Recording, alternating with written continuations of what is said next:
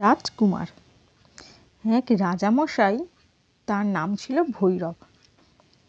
রাজা ভৈরবের রূপ ছিল যেরকম, গুণও ছিল ঠিক যেরকম। তার সাহস ছিল পুরো আগুনের মতো, বল বুদ্ধি তো প্রচুর ছিল, আরও কি না ছিল সেটা ভগবানই জানে। সেই রাজার আর কি ছিল, আর তার ছিল 4টে রানী। তাদের আদরের নাম ছিল মৌরানী, ফুলরানী, সোনারানী আর রূপরানী। রূপের মতো ছিল তাদের হাত, চাঁদের মতো ছিল তাদের চাউনি। তাদের মুখের মিষ্টি কথা দূর করে দিত অনেকের মনের দুঃখ। রাজা ভৈরব আর সেই যে 4 রানী, তার ছেলে মেয়ে ছিল কটি? একটিও না। তাই রাজা রানীদের মনে ছিল বড়ই দুঃখ। তারা সর্বদাই মনে মনে বলেন, ভগবান, আমাদের একটি ছেলে দাও, একটি মেয়ে দাও, আমাদের বুক জুড়িয়ে দাও। এইভাবে দিন যেত, রাত যেত। দিনের পর দিন যেতে যেতে এসে গেল একটি দিন। হঠাৎ রাজবাড়িতে এলো একটি নতুন সাধু। তার মাথায় জটা, কপালে ফোঁটা, হাতে ত্রিশূল আর চিমটা। তার দাড়ি যেন বনের মতো লম্বা, ঘাসের মতো। সেই সাধুকে দেখা মাত্র রাজবাড়ির কয়েকটি সিংহ গর্জন করে উঠল। রাজবাড়ির তোরণে 4টি ঘণ্টা আপনি আপনি বেজে উঠল, শত শত শাঁখ বাজল। সাধুমশাই রাজা ও রানীকে প্রণাম করলেন। দুধ, ঘি, ফল মূল বেশ খেলেন। তারপর বললেন, রাজা, বাবাজি আর রানীমায়েরা, তোমরা তোমাদের দুঃখের কথা মুখে বলতে পারো। আনন্দে মন ভরপুর ভরে গেল। এই কথাটা শুনে যে সাধুমশাই বলল, তোমাদের একটি ছেলে হবে। রাজা আর রানী বলে উঠলেন, কবে হবে, কবে? ঠিক সেই সময় তারা দেখলেন সাধু যেন কি সব বলতে বলতে টলতে টলতে শূন্যে উঠে গেল। তারপর নিজের শরীর থেকে আলো ফুটিয়ে ছুটিয়ে একটি ঢেকিতে চোরের উপর চড়ে বসলেন। তার শরীর থেকে তখনও আলোর কণা ছুটতে লাগলো, আর সেই আলোগুলো ফুল হয়ে শূন্যে ফুটতে লাগলো। সেদিন থেকে রানীদের আর রাজার মনে বাজলো আনন্দ ঝঙ্কার, ছেলে পাবে, ছেলে পাবে বলে। রাজা ভৈরব, তিনি ছিলেন খুব ভালো একজন শিকারী। বনের বাঘ, ভাল্লুক, গন্ডার আর নানান সব জানোয়ার তিনি ভালো শিকার করতে পারতেন। একদিন চললেন তিনি পশু শিকার করতে। সঙ্গে নিলেন কত রকমের হাতিয়ার, শিঙা, ভেড়ি, তুড়ি বাজতে লাগলো। ঠিক সেই সময় 4 রানী ছুটে এলেন রাজার কাছে। বললেন, মিনতি করি মহারাজ, আপনি পশু শিকার করতে যাবেন না আজ। রাজা বলল, কেন, কেন যাব না? 4 রানী খুব উদ্বিগ্নে বললেন, আমরা স্বপ্ন দেখেছি আজ শিকারে গেলে আপনার ও আমাদের মঙ্গল হবে না, অমঙ্গল হবে। রাজা বলে উঠলেন, পাগল, তোমরা কি পাগল হয়েছ? ঘরে বসে থাকো, ঘরে বসে থাকো গে, যাও। মানুষের অমঙ্গল হয় না, হতে পারে না। আমি বিপদে পড়ি না, ভয় করি না, আমি বিপদকে জয় করি। তোমরা তোমাদের মনের অশান্তির ভাবকে দূরে ভাগিয়ে দাও। রাজা শিকারে চলে গেলেন কথা বলে। তারপর শিকারী রাজা এক ঘোর জঙ্গলে ঢুকে পড়ল। সারা দিন ধরে পশু শিকারের চেষ্টা করলেন, কিন্তু বাঘ, ভাল্লুক, শুয়োর, গন্ডার, হাতি, হায়না প্রভৃতি কোনোটাই সে শিকার করতে পারল না। তারপর শিকারী এক ঘোড়া জঙ্গলে ঢুকে গিয়েও সেখানে খুঁজে কিছু পেল না। দিন কোথা থেকে চলে গেল, রাত চলে এলো, সে বুঝতেই পারল না। সেই সময় আলো আঁধারের মধ্যে রাজা ভৈরব দেখলেন একটি হরিণ হন হন করে তার সামনের দিকে ছুটে যাচ্ছে, সে যেন নাচছে।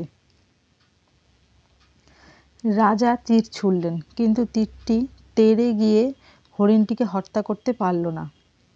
সে পালালো। তখন রাতের বেলা, আকাশে উল্কার খেলা, আবার দৈত্য দানবের মেলা। রাজার তখন একটা আশ্রয় চাই। রাজা দিশেহারা হয়ে চলতে লাগলেন। হঠাৎ দেখলেন কাছেই একটা কুটির।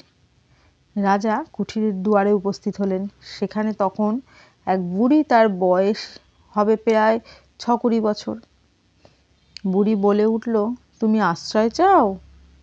রাজা বললেন, যদি তুমি দয়া করে আশ্রয় দাও। বুড়ি তখন টুং টাং করে একটা ঘন্টা বাজালো। রাজার মনটা যেন কেমন করে উঠল। তখনই রাজা সামনে এসে দেখল একটি মেয়ে। তাকে দেখেই রাজার মনে হলো, এই একটু আগে আমি হরিণকে লক্ষ্য করে তীর ছুঁড়েছিলাম, সেইটি বোধহয়। এই কি ব্যাপার? সেই মেয়েটি বলে উঠল, রাজামশাই, আপনার ভাব দেখে আমার মনে হচ্ছে আপনার রানী আছে 4টি, কিন্তু আপনি চান আরও একটি। রাজা কোনো কথা বললেন না। মেয়েটি বলতে লাগলো, আপনি যদি আপনার 4 রানীর 8টি চোখ আমাকে উপহার দিতে পারেন, তাহলে আমাকে আপনার রানী করতে পারবেন। আপনি তো করতে রাজি আছেন? রাজা ভূতে বাবার মতো ভেবে বলে উঠলেন, আছি আছি। তারপর আর বেশি কিছু কথা নয়। পরের দিন রাজা সেই মেয়েটিকে সঙ্গে নিয়ে চলে এলো বাড়িতে। সেই মেয়েটির নাম সোনামায়া। রাজা সোনামায়ার কথা মতো 4টি রানীর 8টি চোখ তুলে নিল, দিলেন তো সোনামায়ার হাতে। তারপর 4 রানীকে রেখে দিলেন একটা মাটির তৈরি ঘরে। রাজা তার নিজের জীবনটিকে মাটি করে দিলেন। তিনি সোনামাকে করলেন তার রানী। এখন রাজা নতুন রানী সোনামায়া নিত্য নতুন বায়না ধরেন। রাজা বাধ্য হয় তা পূরণ করেন। ওদিকে 4 রানী অন্ধ। রানী অন্ধকারে কাটায় দিন। রানী সোনামায়া আজ চায় জল দিয়ে তৈরি জিলিপি, কাল চায় আলো দিয়ে তৈরি আলোয়ান, আর হাওয়া দিয়ে তৈরি হালুয়ান। কখনো চায় লোহা দিয়ে তৈরি লেবেন চুস, কখনো চায় হাঁচি দিয়ে তৈরি সোনার হাড়। রাজা সেই রানীর আবদার পূরণ করেন। কয়েক বছর এইভাবে চলে যায়। এইদিকে সেই অন্ধ 4টি রানী তখন কি অবস্থা! বড়ই দুরবস্থা তাদের। খাওয়া নেই, পড়া নেই, চোখ নেই, ঘুম নেই, কিছুই তারা করতে পারে না। সেই দুঃখের মধ্যেও তারা একটা সুখের মুখ দেখেছেন। ওই 4 রানীর একজনের একটি ছেলে হয়েছে কয়েক বছর আগে। ছেলেটি দেখে কীরকম? লাখ লাখ চাঁদ, লাখ লাখ তারা, লাখ লাখ ফুল একসাথে থাকলে দেখতে ঠিক যেরকম লাগে, ছেলেটিকে ঠিক সেই রকম দেখতে। রানীরা তার নাম দিলেন চকচক চাঁদ। কুমার চকচক চাঁদ তার অন্ধ ও বিনোদী মায়েদের দুঃখে দূর করার চেষ্টা করতে লাগলো। সেই মাটির ঘরের থেকে গোপনে বাইরে চলে যায়। মায়েদের জন্য ফল মূল 5 রকম, মিঠাই মন্ডা কোথা থেকে যেন নিয়ে আসে। চকচকে চাঁদের সৎ মায়েরা তাকে আপন মায়ের মতোই ভালোবাসে। এই সময়ের মধ্যেই কিশোর বয়সী চকচকে চাঁদ খুব ভালো একজন চোখ ও পাকা শিকারী হয়ে ওঠেন। সে বনে গিয়ে খুব সহজেই বাঘ মারে, ভাল্লুক মারে। সেই নগরের নানা লোকের সাথে মেশে। তার কথায় কাজে সকলের মনে ভীষণ খুশি হয়, আর সে সকলের প্রিয় হয়ে যায়। একদিন রাজা ভৈরবের জাদুকারী রানী সোনামায়া